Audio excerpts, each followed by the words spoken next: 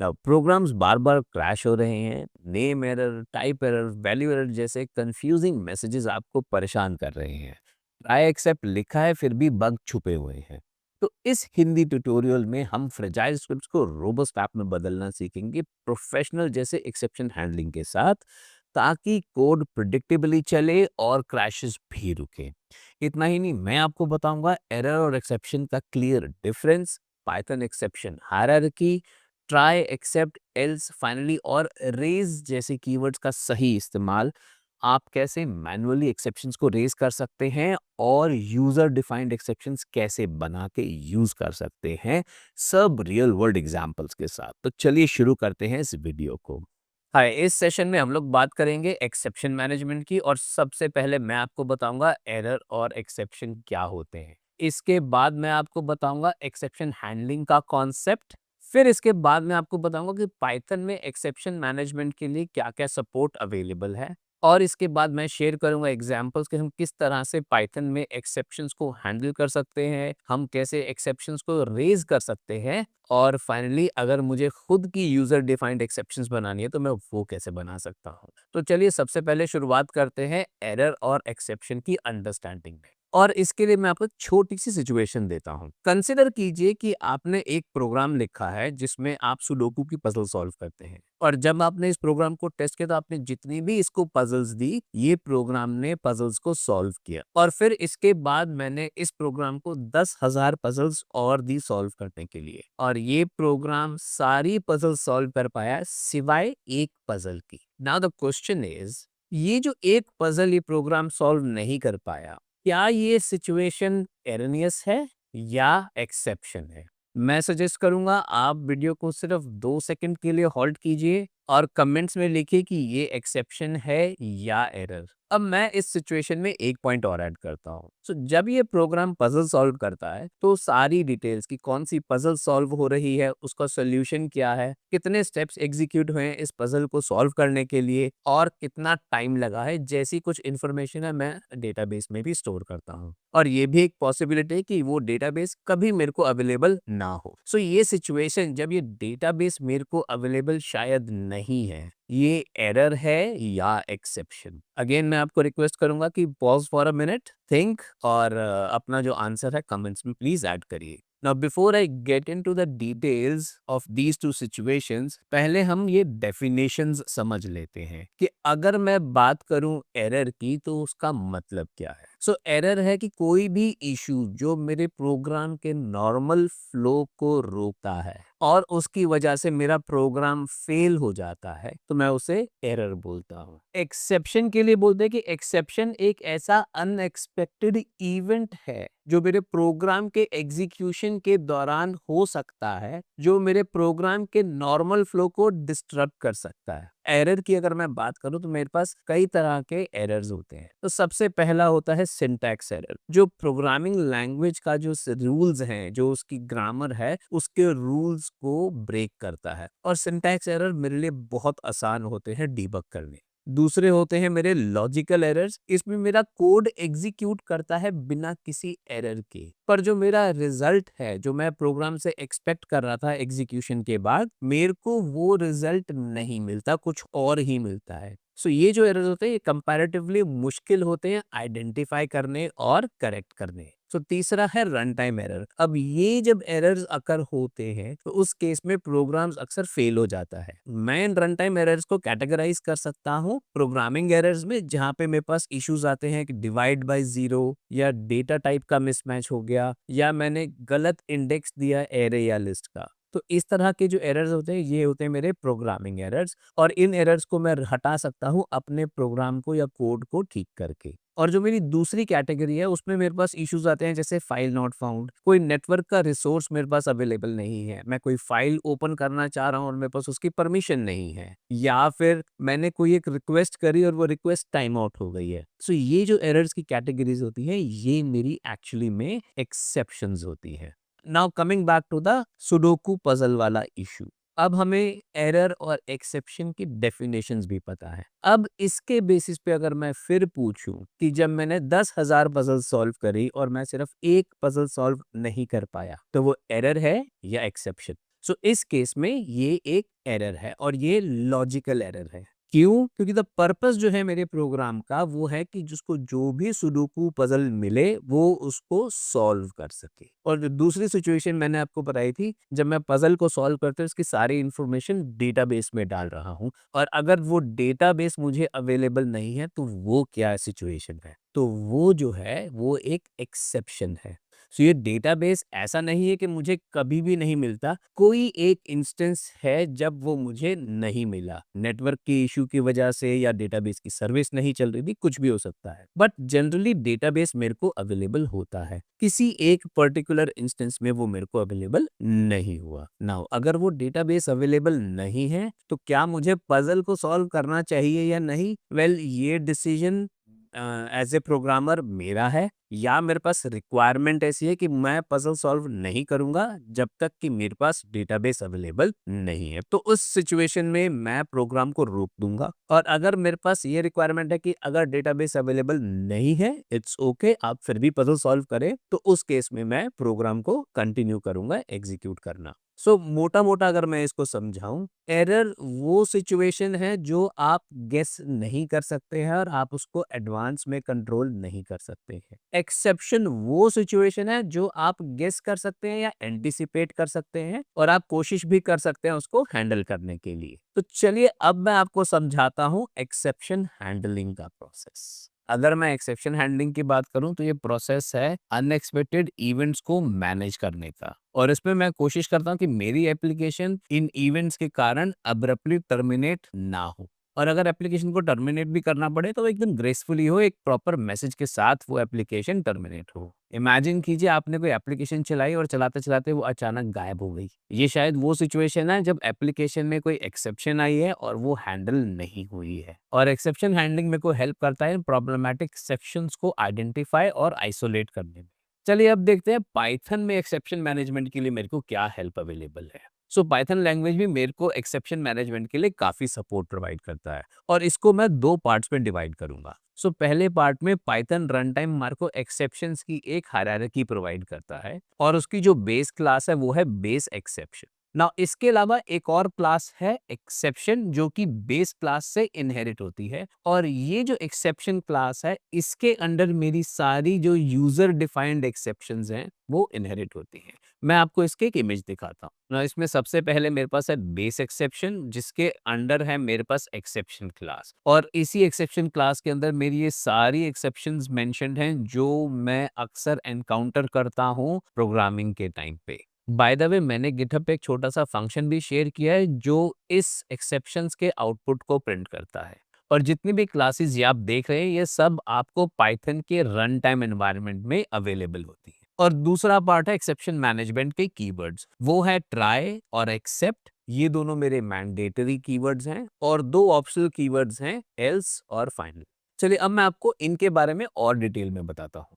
Exception handling का सबसे पहला स्टेप है कि मैं उस कोड को आइडेंटिफाई करूं जिसकी वजह से मेरे को एक्सेप्शन आने के चांसेस है, और फिर मैं उस कोड को लिखता हूं ट्राई ब्लॉक के अंदर। और ट्राई ब्लॉक में कोड लिखने के बाद मैं मेंशन करता हूं अपना एक्सेप्ट ब्लॉक, और इसके अंदर मैं वो कोड ब्लॉक लिखूंगा जो एग्जीक्यूट होगा अगर मेरा ट्राई ब्लॉक के कोड में कोई एक्सेप्शन आता है। और जब मैं एक्सेप्ट ब्लॉक लिखता हूं तो मैं उसमें कौन कौन सी एक्सेप्शंस एक्सपेक्टेड हैं इस कोड ब्लॉक से मैं वो यहाँ पे मेंशन करता हूं ताकि मैं उन एक्सेप्शंस को मैनेज कर सकूं। बाय द वे जब मैं ट्राई ब्लॉक लिखता हूं तो मेरे लिए मैंडेटरी है कि मैं उसके साथ का एक्सेप्ट ब्लॉक भी लिखूं। इसके बाद है मेरे पास एल्स ब्लॉक, और ये मेरा ऑप्शनल कोड ब्लॉक है और ये तब एग्जीक्यूट होगा जब ट्राई ब्लॉक में कोई भी एक्सेप्शन अकर नहीं होगी। और इसके बाद है मेरा फाइनली ब्लॉक, ये भी मेरा ऑप्शनल है और ये आखिरी में एग्जीक्यूट होगा चाहे एक्सेप्शन अकर हो या ना हो।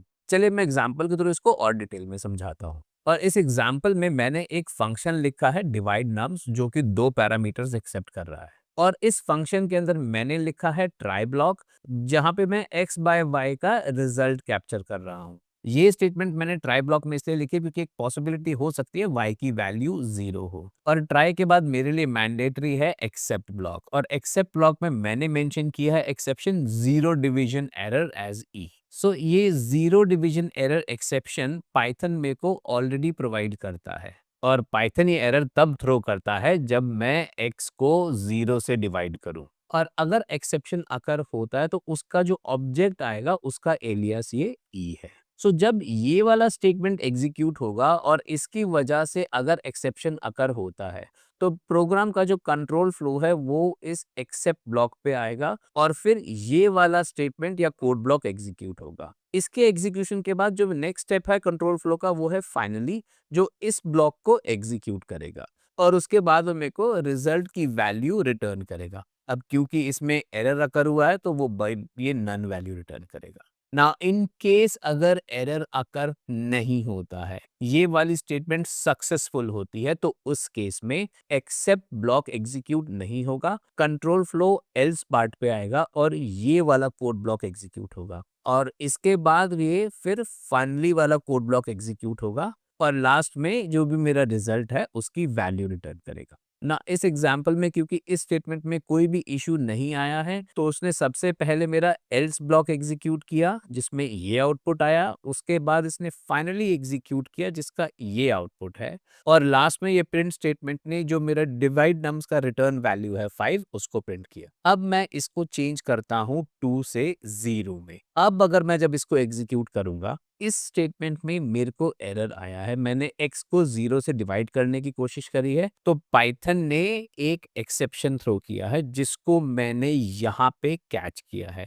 अब क्योंकि मुझे पता है कि जब भी मैं किसी नंबर को 0 से डिवाइड करता हूँ तो उस टाइम पे पाइथन 0 डिवीजन एरर थ्रो करता है, तो मैंने उसी को यहाँ पे कैप्चर किया है और उसके बाद मैंने ये एरर मैसेज प्रिंट किया है जिसका ये आउटपुट है। अब क्योंकि एक्सेप्शन अकर हुआ है तो एल्स पार्ट एग्जीक्यूट नहीं होगा, मैं सीधा फाइनली पार्ट पे जाऊंगा और उसमें मेरे को ये आउटपुट दिया है। नाउ क्योंकि मैंने यहाँ पे रिजल्ट को नन से इनिशियलाइज किया था सबसे पहले, तो मेरे को ये स्टेटमेंट नन रिटर्न करेगा जो इस प्रिंट स्टेटमेंट का आउटपुट है यहाँ पे। चलिए अब मैं आपको एक्सेप्शन हैंडलिंग के अलग अलग सिनेरियोज दिखाता हूँ। इस पहले एग्जाम्पल में मैंने एक फंक्शन लिखा है जिसमें एक प्रिंट स्टेटमेंट है और वो प्रिंट स्टेटमेंट एक वेरिएबल एक्स वैल को प्रिंट कर रहा है जो मैंने डिफाइन नहीं किया है। तो जब मैं इस फंक्शन को कॉल करूंगा तो ये प्रिंट स्टेटमेंट की वजह से मेरे को नेम एरर एक्सेप्शन आएगा। तो पाइथन ये नेम एरर एक्सेप्शन थ्रो करता है जब उसको कोई वेरिएबल नहीं मिलता है। बाय द वे जितने भी मेरे पास पाइथन के बिल्ट इन एक्सेप्शंस हैं तो हर एक्सेप्शन के पीछे एक सिचुएशन है जिसमें पाइथन वो एक्सेप्शन रेज करता है। फॉर एग्जांपल जब मैंने किसी नंबर को 0 से डिवाइड करने की कोशिश करी तो उस केस में पाइथन 0 डिवीजन एरर थ्रो करता है। चलिए मैं इसको एग्जीक्यूट करता हूँ। सो इसके आउटपुट में मेरे को ये वाला एरर आया है, नेम एरर, और जिसमें बता रहा है कि एक्स वैल्यू जो है वो डिफाइंड नहीं है। और फिर इसके बाद एक स्टेटमेंट है process finished with exit code 1। और अगर मेरा प्रोग्राम प्रॉपरली खत्म होता है, एब्रप्टली टर्मिनेट नहीं होता, तो उस केस में मेरा जो एग्जिट कोड है वो 0 होता है। सो जब भी पाइथन एक्सेप्शन थ्रो करता है तो उस केस में जो भी स्टैक है पाइथन उसको भी प्रिंट करता है और उसकी इंफॉर्मेशन आपको इस स्टेटमेंट्स से मिल जाएगी। सो पहला स्टेटमेंट है लाइन नंबर 74 जहां पे मैंने इस फंक्शन को कॉल किया है और इसके बाद मेरे पास जो लाइन नंबर 71 है जहां पे मेरे को एक्चुअली में एरर आ रहा है। चलिए अब देखते हैं दूसरा एग्जाम्पल। ना इस सेकंड एग्जाम्पल में मैंने ट्राई ब्लॉक लिखा है जिसमें मैं 5 को 0 से डिवाइड कर रहा हूँ और ट्राई के साथ जो मैंने एक्सेप्ट ब्लॉक लिखा है इसमें मैंने कोई स्पेसिफिक एक्सेप्शन मेंशन नहीं करी है, ये मैंने बड़ी ही जेनेरिक वे में इसको मेंशन किया है। इसका मतलब अगर यहाँ पे कोई भी एक्सेप्शन आती है तो ये एक्सेप्ट उसको पिक कर लेगा, बट आइडियली एक्सेप्ट ब्लॉक में वो वाली एक्सेप्शंस मेंशन होनी चाहिए जो ये ट्राई ब्लॉक में जो स्टेटमेंट्स हैं वो रेज कर सकती हैं। और एक्सेप्ट ब्लॉक में जो प्रिंट स्टेटमेंट है मैंने इसमें सिस मॉड्यूल इंपोर्ट करके जो मेरी प्रेजेंट एक्सेप्शन है उसकी इंफॉर्मेशन को मैं प्रिंट कर रहा हूँ। ना इस एग्जांपल में क्योंकि मैंने 5 को 0 से डिवाइड किया तो इस एक्सेप्ट ब्लॉक ने मुझे ये स्टेटमेंट प्रिंट करके दी जहाँ पे बता रहा है कि 0 डिवीजन एरर अकर हुआ है। बट आप नोट करेंगे क्योंकि मैंने एक्सेप्शन को कैप्चर करके मैनेज किया है, उस केस में जो मेरा प्रोग्राम है उसका जो एग्जिट कोड है वो 0 है, वो 1 नहीं है। और लास्ट टाइम मेरे पास जो स्टैक की इंफॉर्मेशन थी ऐसा कुछ भी इंफॉर्मेशन यहाँ पे प्रिंट नहीं हुआ है और वो सब इसलिए हुआ है क्योंकि जो भी एक्सेप्शन यहाँ पे रेज हुई है मैंने उसको एक्सेप्ट ब्लॉक में कैच करके मैनेज किया है। चलिए अब देखते हैं तीसरा एग्जाम्पल। अब इस तीसरे फंक्शन में अगेन मैंने ट्राई ब्लॉक में एक प्रिंट स्टेटमेंट लिखी है और इसमें मैं एक वेरिएबल एक्सवैल प्रिंट कर रहा हूँ जो एग्जिस्ट नहीं करता। और पाइथन लैंग्वेज जब कभी वेरिएबल एग्जिस्ट नहीं करता, अगर मैं उसको रेफर करूं तो वो नेम एरर थ्रो करता है। और इसीलिए जब मैंने एक्सेप्ट ब्लॉक लिखा तो मैंने उसमें स्पेसिफिकली नेम एरर एक्सेप्शन ही मेंशन किया है। और ये जो ई है ये एक्सेप्शन ऑब्जेक्ट जब बनेगा, जब एक्सेप्शन रेज होती है उसका एलियास है। और इस स्टेटमेंट में मैं एक्सेप्शन ऑब्जेक्ट प्रिंट कर रहा हूँ। नाउ जब हमारे पास इस तरह की एक्सेप्शंस आती है तो इट्स बेटर कि हम यूजर को एक यूजर फ्रेंडली मैसेज दिखा के एप्लीकेशन को ग्रेसफुली टर्मिनेट करें। अब अगर आप इसका एग्जीक्यूशन जो हमारा फर्स्ट फंक्शन है, जो फर्स्ट एग्जांपल है, उससे कंपेयर करोगे तो आपको डिफरेंस नजर आएगा कि इस केस में जब मैंने इसको एग्जीक्यूट किया, इसने मुझे ये मैसेज दिया और आराम से एप्लीकेशन को एग्जिट किया विद कोड 0। और अब अगर आप इसको कंपेयर करेंगे पहले एग्जांपल से जहां पे मैंने नो एक्सेप्शन हैंडलिंग का कोड लिखा था, उसमें उसने सारा स्टैक का इंफॉर्मेशन मेरे को यहाँ पे शो कर दिया। नाउ एक एंड यूजर के लिए ये स्टैक के इंफॉर्मेशन का कोई वैल्यू नहीं है, बट हम प्रोग्रामर्स के लिए हम स्टैक के इंफॉर्मेशन को यूज करते हैं डीबगिंग के लिए। सो जनरली इस तरह की सिचुएशंस में जब हमारे पास एरर आता है तो जो स्टैक इंफॉर्मेशन होता है वो हमें किसी लॉग फाइल में लिख लेना चाहिए। But coming back to exception, इस एग्जाम्पल में मैंने एक स्पेसिफिक एक्सेप्शन ही हैंडल करी है और जो कि एक अच्छी प्रैक्टिस है। चलिए अब देखते हैं चौथा एग्जाम्पल। ना इस चौथे एग्जाम्पल में मैंने ट्राई ब्लॉक में अगेन दो नंबर्स को डिवाइड किया है। अब अगर मैं नंबर्स को डिवाइड कर रहा हूं तो मेरे पास दो पॉसिबिलिटीज हो सकती हैं। एक जो मेरे पास y है वो 0 हो सकता है। अगर y 0 हुआ तो उस केस में मेरे को जीरो डिवीजन एरर थ्रो होगा। और एक पॉसिबिलिटी ये भी है कि जो मैं आर्ग्यूमेंट्स पास कर रहा हूँ इस फंक्शन को वो नंबर्स ना होके स्ट्रिंग भी हो सकती है। तो उस केस में पाइथन मुझे टाइप एरर थ्रो करेगा। नाउ मुझे ये पता है कि जब मैं ये स्टेटमेंट एग्जीक्यूट कर रहा हूँ तो मेरे पास पॉसिबिलिटी है इन दो तरह के एक्सेप्शंस की। तो अगर मेरे को एक से ज्यादा एक्सेप्शंस हैंडल करनी है एक ही एक्सेप्ट स्टेटमेंट में, तो मैं उन एक्सेप्शंस को यहाँ पे in the form of tuple mention कर सकता हूँ। अब जो भी एक्सेप्शन आएगी, चाहे वो जीरो डिवीजन एरर है या टाइप एरर है, उसका जो ऑब्जेक्ट बनेगा वो ई से रिप्रेजेंट होगा, जिसको मैं यहाँ पे प्रिंट कर रहा हूँ। नाउ ये जो प्रिंट स्टेटमेंट्स हैं ये भी आपके लिए मैसेज है। अगर कोई फंक्शन स्पेसिफिक एक्सेप्शन हैंडलिंग करता है, इसका मतलब जो प्रोग्रामर है जो इस फंक्शन को यूज कर रहा है उसने वाकई अपनी ड्यू डिलिजेंस अप्लाई करी है, उसने वाकई इस कोड को पढ़ा है और समझा है। और अगर इस स्टेटमेंट को एग्जीक्यूट करते हुए इन दोनों एक्सेप्शंस के अलावा कोई तीसरी एक्सेप्शन भी आती है तो ये क्लियर इंडिकेटर है कि प्रोग्रामर ने अपना होमवर्क पूरा नहीं किया है एक्सेप्शन हैंडलिंग को लेके। चलिए अब इसको एग्जीक्यूट करके देखते हैं ना। इस केस में क्योंकि मैंने यहाँ पे 5 को 0 से डिवाइड करने की कोशिश करी तो उसने मेरे को डिवीजन बाय 0 का एरर मैसेज शो किया है और मेरा जो प्रोग्राम है वो प्रॉपरली एग्जिट हुआ है और मेरे पास एक यूजर फ्रेंडली मैसेज भी आया है। अगेन मेरे पास रेड कलर में स्टैक इंफॉर्मेशन नहीं आई है। अब इसको मैं एक और तरीके से कॉल करता हूं और यहाँ पे मैं टू मेंशन कर रहा हूं in the form of string. अब जब मैं इसको एग्जीक्यूट करूंगा तो इस केस में उसने मेरे को मैसेज अलग से दिया है जहां पे इसने बोला कि unsupported operand for int and STR, क्योंकि मैं यहाँ पे नंबर को स्ट्रिंग से डिवाइड करने की कोशिश कर रहा हूँ तो ये वाला एरर मैसेज आया।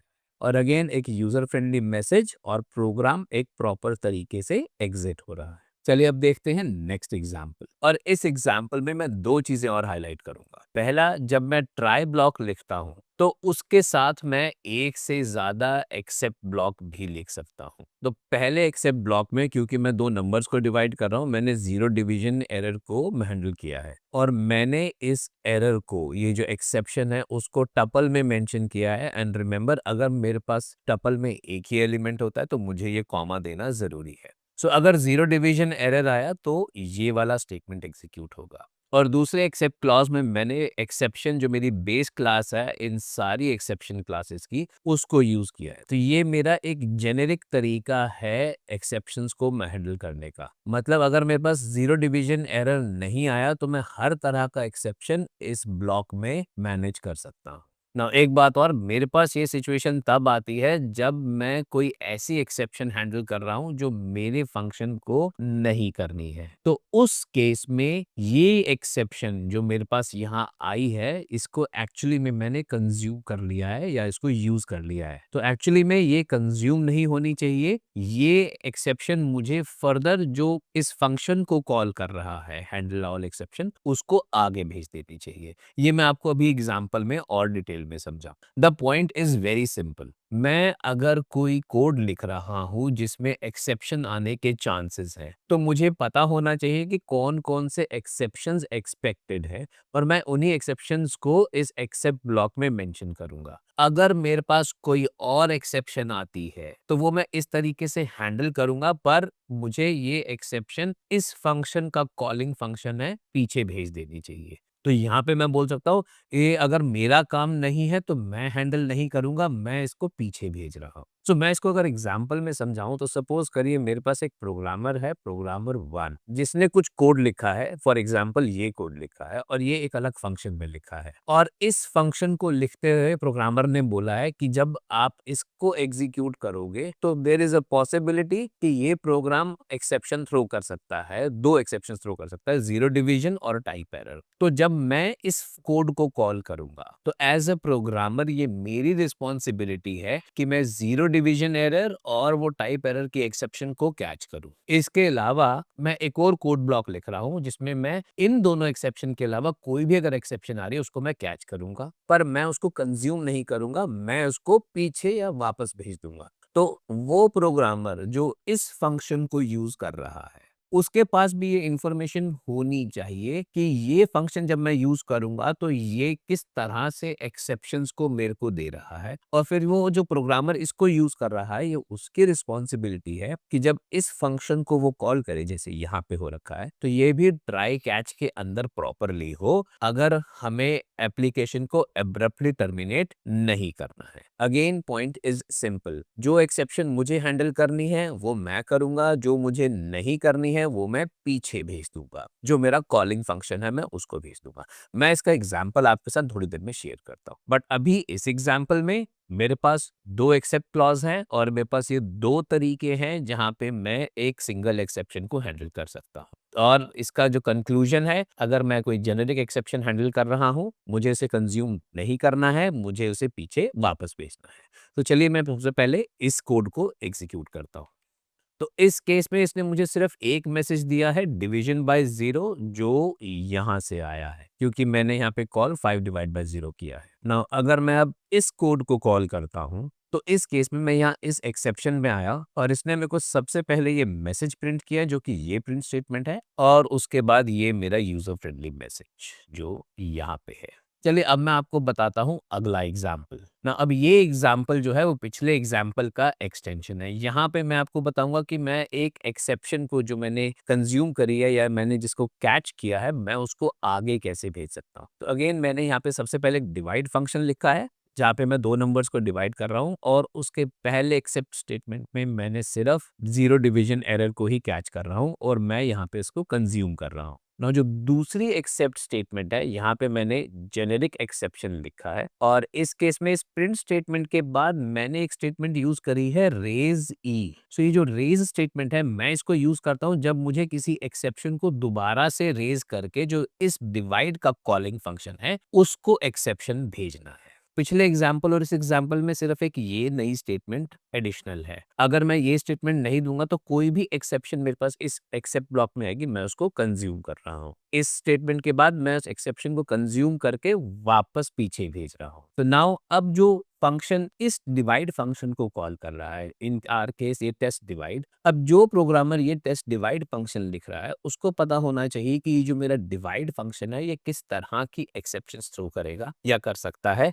और अकॉर्डिंगली मुझे इसको फिर अपने ट्राई एक्सेप्ट ब्लॉक में लिखना है। सो इस स्टेटमेंट में क्योंकि मैं 5 को स्ट्रिंग 5 से डिवाइड करने की कोशिश कर रहा हूँ तो मुझे पता है कि ये टाइप एरर देगा।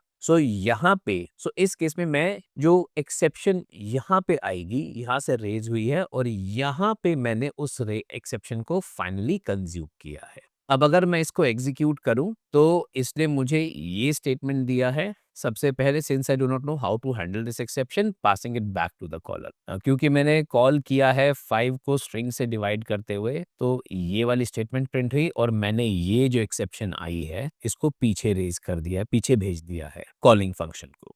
अब यहाँ पे ये जो स्टेटमेंट है, exception caught by the calling function, और जब मैंने मैसेज प्रिंट किया तो इसने मेरे को यहाँ पे बताया कि ये मैं इंट को स्ट्रिंग से डिवाइड करने की कोशिश कर रहा हूँ, जो कि अनसपोर्टेड ऑपरेशन है। सो इस तरह से मैं एक एक्सेप्शन को पीछे या कॉलिंग फंक्शन को भेज सकता हूँ। अब मैं आपके साथ एक और एग्जांपल शेयर करता हूँ इसी पे ही।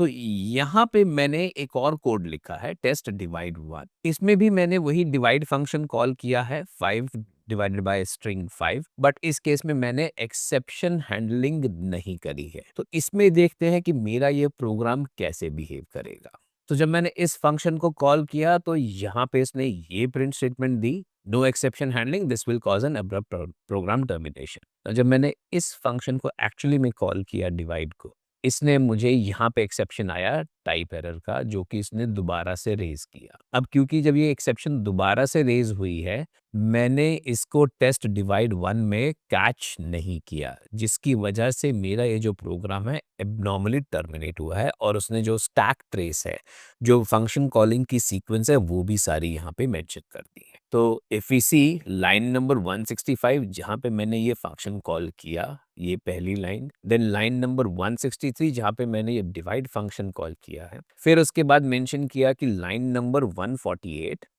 जहाँ पे मैंने ये raise function method statement execute करी है, और ये कहाँ से आई है, ये आई है लाइन नंबर 143 से, जो कि मेरी ये वाली स्टेटमेंट है। और इस स्टेटमेंट पे क्या एरर आया है, इसने ये एरर मेंशन कर दिया है। तो ये इंफॉर्मेशन अगर मैं एक डेवलपर हूँ तो मेरे लिए बहुत ही कन्वीनियंट और हेल्पफुल है इन प्रॉब्लम्स को टैकल करने के लिए। बट अगर यही इन्फॉर्मेशन मैं किसी एंड यूज़र को भेज रहा हूँ तो उसके लिए कोई सेंस नहीं बनती। इनफैक्ट हमारे एंड यूज़र्स जो है वो और ज़्यादा फ्रस्ट्रेट हो जाते हैं। सो इसीलिए ये ज़रूरी हो जाता है कि जब हम कोई भी अपने कोड को लिखें तो जहाँ पे भी एक्सेप्शंस आने के चांस हो, हम उनको हैंडल करें। चलिए अब देखते हैं अगला एग्जाम्पल, और इस एग्जाम्पल में मैं आपके साथ शेयर करूंगा एल्स और फाइनली ब्लॉक का बिहेवियर जब मेरे पास एक्सेप्शन अकर होता है या जब मेरे पास एक्सेप्शन अकर नहीं होता है। दूसरा, मैंने आपको बताया था कि मैं एक ट्राई ब्लॉक के अगेंस्ट एक या एक से ज्यादा एक्सेप्ट स्टेटमेंट भी लिख सकता हूं। तो इस एग्जाम्पल में मैंने दोनों एक्सेप्शंस को अलग अलग से कैप्चर किया है, और इंटेंशन इसका ये है कि अगर मुझे एक्सेप्शन स्पेसिफिक कोई मैसेज दिखाना है या कोई मैसेज लॉग करना है तो मैं ये अप्रोच भी यूज कर सकता हूं। नाउ अब आई बात एल्स और फाइनली की। तो अगर मुझे इस स्टेटमेंट में एक्सेप्शन नहीं आएगा तो इसके एग्जीक्यूशन के बाद मेरा एल्स वाला ब्लॉक एग्जीक्यूट होगा और उसके बाद मेरा फाइनली वाला ब्लॉक एग्जीक्यूट होगा। और अगर इस स्टेटमेंट में मेरे को एक्सेप्शन आता है तो ये एक्सेप्शन वाला ब्लॉक एग्जीक्यूट होगा, एल्स पार्ट एग्जीक्यूट नहीं होगा, और जो फाइनली है फिर वो एग्जीक्यूट होगा। चलिए इसको भी एग्जांपल के थ्रू देखते हैं। तो इस इंस्टेंस में मैं 5 को 2 से डिवाइड कर रहा हूं तो यहाँ पे एक्सेप्शन अकर नहीं होगा, तो इस केस में मेरा एल्स और फाइनली दोनों एग्जीक्यूट होंगे। सो एल्स एंड फाइनली दोनों एग्जीक्यूट हुए, और ये मेरा प्रिंट स्टेटमेंट का डिवीजन का रिजल्ट। तो इस स्टेटमेंट में मेरे पास जीरो डिवीजन एरर आएगा, तो मेरा एल्स पार्ट एग्जीक्यूट नहीं होगा। यहाँ पे मेरा ये एक्सेप्शन अकर हुआ जीरो डिवीजन का, तो ये मेरे पास ये स्टेटमेंट आया because of this print statement. इसके बाद मेरा एल्स एग्जीक्यूट नहीं हुआ और मेरा सीधा फिर फाइनली वाला पार्ट एग्जीक्यूट हुआ है। और ये नन आया है मेरा इस प्रिंट स्टेटमेंट में, जहाँ पे जो रिटर्न वैल्यू है रिजल्ट की वो बाय डिफॉल्ट मैंने नन सेट करी हुई थी। चलिए अब देखते हैं अगला एग्जाम्पल ना। इस एग्जाम्पल में जो मेरे ये जो डिवीजन है मैंने इसको रिटर्न स्टेटमेंट के साथ मेंशन किया है। अभी तक मैं ये जो डिवीजन है इसको एक रिजल्ट वेरिएबल में स्टोर कर रहा था, और एंड में मैं इस वेरिएबल को रिटर्न कर रहा था। बट इस केस में मैंने रिटर्न स्टेटमेंट जो है वो ट्राई ब्लॉक के अंदर ही डाल दिया है। तो अगर मेरे पास ये सिचुएशन है और मेरे पास एक्सेप्शन नहीं आती है तो उस केस में मेरा ये एल्स पार्ट एग्जीक्यूट नहीं होगा। बाई चांस में ऑलरेडी आप इस पार्ट को हाईलाइटेड देख रहे हैं क्योंकि ये मेंशन कर रहा है कि ये जो पार्ट है ये रीचेबल नहीं है। So if you have a return statement in try block और उसके साथ आपने एल्स पार्ट भी मेंशन किया तो एल्स पार्ट एग्जीक्यूट नहीं होगा, बट जो फाइनली वाला ब्लॉक है वो एग्जीक्यूट होगा। सो इस केस में मैंने जो डिवीजन दिया 5 को 2 से डिवाइड किया, जिसकी वजह से एक्सेप्शन नहीं आएगा। अब because of this return statement else part execute नहीं हुआ, सीधा फाइनली ब्लॉक जो है वो एग्जीक्यूट हुआ है। Here is the output. अब देखते हैं एक और एग्जाम्पल। ना इस एग्जाम्पल में मेरे पास ट्राई ब्लॉक में भी रिटर्न स्टेटमेंट है और मैंने फाइनली में भी एक रिटर्न स्टेटमेंट डाली है। तो जब मेरे पास ये सिचुएशन आती है तो मेरी जो फाइनली की जो रिटर्न स्टेटमेंट है उसके साथ जो वैल्यू है हमेशा वही रिटर्न होगी। सो जब मेरा ट्राई ब्लॉक एग्जीक्यूट होगा और इसमें एक्सेप्शन नहीं आएगा तो ये रिटर्न स्टेटमेंट एग्जीक्यूट करने से पहले ये फाइनली ब्लॉक में आएगा, और फाइनली ब्लॉक में क्योंकि मैंने रिटर्न स्टेटमेंट मेंशन करी है विद वैल्यू 100, तो उस केस में ये 100 मेरे को रिटर्न कर देगा ना। अब मेरा दूसरा सिनेरियो जहां पे मेरे पास एक्सेप्शन आ रही है, तो उस केस में जो एक्सेप्शन का मैसेज है वो प्रिंट होगा और फिर उसके बाद दोबारा फाइनली ब्लॉक को एग्जीक्यूट करके 100 रिटर्न करेगा।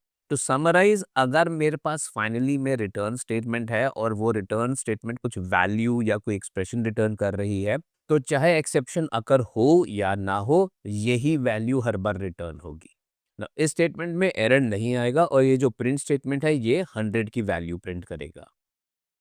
नाउ इस स्टेटमेंट में जहां पे एक्सेप्शन आकर होगा उस केस में भी ये एक्सेप्शन का मैसेज प्रिंट करेगा, बट साथ में जो फाइनली जो रिजल्ट है वो फिर 100 ही प्रिंट करेगा। This is the error message, ये फाइनली का मैसेज एग्जीक्यूट हुआ और ये रिजल्ट 100। ना इस एग्जांपल में आपको शो करूंगा कि अगर मुझे कोई एक एक्सेप्शन रेज करनी है तो वो मैं कैसे कर सकता हूँ। अभी तक हमने जितने भी एग्जांपल्स देखे हैं उसमें हमने वो सिचुएशन क्रिएट करी है जिसमें पाइथन ने एक्सेप्शन को रेज किया है ना। इस एग्जाम्पल में मैं एक्सेप्शन रेज करूंगा और उसके लिए मैं यूज करूंगा रेज स्टेटमेंट। तो इसमें मैंने एक फंक्शन लिखा है इज पॉजिटिव, जो अगर मैं नंबर को चेक कर रहा हूँ कि अगर उसकी वैल्यू पॉजिटिव नहीं है तो वैल्यू एरर, जो कि मेरी एक इनबिल्ट एक्सेप्शन है, उसको रेज करे। और जब मैं उस एक्सेप्शन का ऑब्जेक्ट बना रहा हूं तो उसके साथ मैं इसमें मैसेज भी भेज रहा हूं कि the number must be positive, और अगर नंबर पॉजिटिव है तो फंक्शन ये स्टेटमेंट रिटर्न करेगा। और यहाँ पे मैंने फंक्शन लिखा है चेक पॉजिटिव, जो इस पॉजिटिव फंक्शन को कॉल कर रहा है। अब क्योंकि मुझे पता है कि इस पॉजिटिव फंक्शन एक्सेप्शन थ्रो कर सकता है, तो मैंने जब इस फंक्शन को कॉल किया तो मैंने इसको ट्राई और एक्सेप्ट ब्लॉक के अंदर रखा है और यहाँ पे मैं इसमें वैल्यू एरर को चेक कर रहा हूँ। जब मैं इस स्टेटमेंट को एग्जीक्यूट करूंगा तो कोई भी एक्सेप्शन नहीं आएगा। So it says 10 is a positive number, but जब मैं इस स्टेटमेंट को एग्जीक्यूट करूंगा तो इस केस में ये एक्सेप्शन आएगा। Exception called the number must be positive. So इस एग्जांपल में क्योंकि मैंने नेगेटिव नंबर भेजा तो यहाँ पे ये raise value error statement execute हुआ है, जहां पे मैंने एक्सप्लिसिटली एक वैल्यू एरर जो एक्सेप्शन है उसको रेज किया है ना। वैसे मैं एक बात शेयर करूंगा, पाइथन में जितने भी मेरे पास बिल्ट इन एक्सेप्शंस हैं, हर एक्सेप्शन के पीछे रीजन है कि वो किस सिचुएशन में एग्जीक्यूट होगी या रेज होगी। और इसका कारण यह है कि डेवलपर जब अपना कोड लिखते हैं और वो कोई एक्सेप्शन हैंडलिंग कर रहे होते हैं तो उन्हें पता होता है कि ये जो बिल्ट इन एक्सेप्शंस हैं उनका एक स्पेसिफिक रीजन है। अगर मैं उस रीजन के अलावा किसी और कारण से कोई एक एक्सेप्शन को रेज करता हूं तो वो कंफ्यूजन क्रिएट कर सकता है। बाय द वे, इस एग्जांपल में जो वैल्यू एरर मैंने एक्सेप्शन रेज करी है ये गलत नहीं है। वैल्यू एरर तब रेज होती है जब मेरा डेटा टाइप तो ठीक है पर जो वैल्यू पास हुई है वो गलत है। तो मेरे इस फंक्शन में मेरी एक्सपेक्टेशन है कि नंबर जो है वो पॉजिटिव होना चाहिए। तो चलिए अगले एग्जांपल में मैं एक और एक्सेप्शन बताऊंगा आपको जो हम एक्सप्लिसिटली रेज कर सकते हैं ना। इस एग्जांपल में मैं रन टाइम एरर एक्सेप्शन है उसको मैं एक्सप्लिसिटली रेज कर रहा हूँ ना। ये जो रन टाइम एरर एक्सेप्शन है ये एक जेनेरिक एक्सेप्शन है। सो अगर मुझे कोई एक्सेप्शन रेज करनी है और वो किसी भी एग्जिस्टिंग जो एक्सेप्शंस है उनकी कैटेगरी को बिलोंग नहीं करता है तो मैं इस रन टाइम एरर एक्सेप्शन को यूज कर सकता हूँ। सो इस एग्जांपल में मैंने एक्सेप्शन रेज किया है और इस ट्राई ब्लॉक में मैंने उस एक्सेप्शन को कंज्यूम किया या मैनेज किया है। सो जब मैं इसको एग्जीक्यूट करूंगा ये मेरे को सिंपली एक मैसेज शो करेगा raised a run time error, और यहाँ पे मैंने रन टाइम एरर का ऑब्जेक्ट बनाया है विद दिस मैसेज। चलिए अब बात करते हैं आखिरी टॉपिक यूजर डिफाइंड एक्सेप्शंस की। और यूजर डिफाइंड एक्सेप्शंस मैं तब यूज करता हूँ जब मेरे पास एग्जिस्टिंग एक्सेप्शंस जो हैं जैसे type error, value error etcetera, वो मेरा पर्पस सॉल्व नहीं करती हैं। जनरली मैं यूज़र डिफाइंड एक्सेप्शंस बनाता हूँ जब मेरे पास बहुत सारे यूज़र डिफाइंड डेटा टाइप्स होते हैं और उन यूज़र डिफाइंड डेटा टाइप्स के अगेंस्ट जो उनका कॉन्टेक्स्ट है वो मुझे रिकॉर्ड करना है अगर कोई एक्सेप्शन अकर होता है तो। और इसका सबसे बड़ा बेनिफिट ये है कि ये मेरी कोड की रीडेबिलिटी को काफ़ी इम्प्रूव करता है प्रोवाइडेड हमने एक्सेप्शंस के नाम मीनिंगफुल दिए हैं। प्लस जब ये इश्यूज अकर होते हैं तो मैं अपने हिसाब से कॉन्टेक्स्ट स्पेसिफिक डेटा रिकॉर्ड कर सकता हूँ जो मेरे को डीबगिंग में भी काफ़ी हेल्प करते हैं। नाउ अब बात आई यूज़र डिफाइंड एक्सेप्शंस को बनाने की। तो जब भी मुझे कोई यूज़र डिफाइंड एक्सेप्शन बनानी है तो मैं उसके लिए एक नई क्लास डिफाइन करता हूँ और वो जो क्लास है वो या तो इनहेरिट करेगी क्लास एक्सेप्शन से या मेरी किसी भी एग्जिस्टिंग एक्सेप्शन क्लास से। सो मेरा सजेशन ये है कि आप क्लास एक्सेप्शन यूज कीजिए या run time exception class use कीजिए जो कि जेनेरिक एक्सेप्शन क्लास है to inherit the user defined exception. चलिए मैं आपको इसका एक एग्जांपल शेयर करता हूँ। सो इस एग्जांपल में मैंने एक कस्टम एक्सेप्शन क्लास बनाई है जो एक्सेप्शन क्लास से इनहेरिट कर रही है और जो इसका इनिट मेथड है इसमें मैं दो आर्ग्यूमेंट्स एक्सेप्ट कर रहा हूँ, मैसेज और क्वार्क्स। नाउ ये जो स्टेटमेंट है सुपर अंडरस्कोर अंडरस्कोर इनिट, सो इस स्टेटमेंट का जो पर्पस है वो है एक्सेप्शन क्लास के ऑब्जेक्ट को क्रिएट करके इनिशियलाइज करना है और यहाँ पे मैं जो एट्रीब्यूट्स है मेरे पास मैसेज और क्वार्क्स उनको इनिशियलाइज कर रहा हूँ। तो यहाँ पे मैंने डंडर मेथड अंडरस्कोर अंडरस्कोर एसटीआर लिखा है क्योंकि जब भी मैं इस कस्टम एक्सेप्शन क्लास के ऑब्जेक्ट को प्रिंट करूंगा तो ये जो वैल्यू है वो प्रिंट होगी और इसमें मैं रिटर्न कर रहा हूँ जो मेरा मैसेज है वो प्लस जितनी भी मेरे पास क्वार्क्स में वैल्यूज आई हैं मैं उसको यहाँ पे प्रिंट कर रहा हूँ। और इसके बाद मैंने एक फंक्शन लिखा है रेज कस्टम एक्सेप्शन जो कि पैरामीटर एक्सेप्ट कर रहा है मैसेज और इसके अंदर मैंने सिर्फ एक ही स्टेटमेंट लिखी जहां पे मैं इस कस्टम एक्सेप्शन के ऑब्जेक्ट को क्रिएट करके रिटर्न कर रहा हूँ ना। इस फंक्शन में मैं रेज कस्टम एक्सेप्शन फंक्शन को कॉल कर रहा हूँ और क्योंकि ये जो फंक्शन है ये कस्टम एक्सेप्शन के ऑब्जेक्ट को रिटर्न कर रहा है तो मैंने इसीलिए इसको ट्राई ब्लॉक में रखा है और उसके अगेंस्ट जो मेरा एक्सेप्ट ब्लॉक है उसमें मैं कस्टम एक्सेप्शन को कैच कर रहा हूँ और फाइनली मैं उसकी वैल्यू को प्रिंट कर रहा हूँ। सो जब मैंने ये प्रिंट ई स्टेटमेंट एग्जीक्यूट किया तो उसने मुझे ये मैसेज दिखाया और इस प्रिंट स्टेटमेंट ने इंटरनली इस अंडरस्कोर एसटीआर को कॉल करके जो इसकी स्ट्रिंग है रिटर्न करी और प्रिंट किया। सो इसी के साथ मैं खत्म करता हूँ एक्सेप्शंस का सेशन। मैंने इसमें जितने भी एग्जांपल्स शेयर करे हैं वो सारे गिटहब पे अवेलेबल हैं। अब मैं कॉन्फिडेंट हूँ कि एक्सेप्शन हैंडलिंग आपके लिए प्रॉब्लमैटिक नहीं है और आप रोबस्ट एप्लीकेशंस लिख सकते हैं। एरर और एक्सेप्शन का डिफरेंशिएशन आपको एकदम क्लियर है। कैसे आपको एक्सेप्शन हैंडलिंग कीवर्ड्स को यूज़ करना है, कब एक्सेप्शन को हैंडल करना है और कब उसको प्रोपेगेट करना है, सब पता है। इतना ही नहीं, ये टॉपिक आपको इंटरव्यूज़ में भी बहुत हेल्प करेगा।